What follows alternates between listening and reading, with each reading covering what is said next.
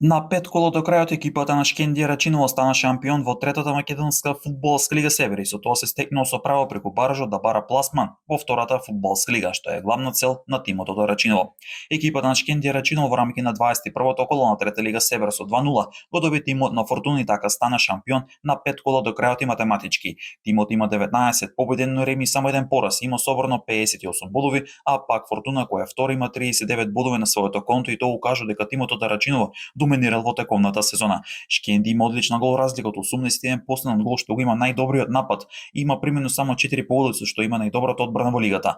Претходно и Слоговиница стана шампион во трета лига Исток. Пред потврда за шампионска титула е Преспа во трета лига Југозапад и Тетекс во трета лига Запад. Екипата на Големо Конјер има солидна предност и оде кон тоа да стане шампион во трета лига Југ, а пак Осово е пред потврда на баражот за опстанок во втора лига и со тоа ќе ги имаме сите екипи кои ќе играат во тој бараж за влез во втората македонска фудбалска лига.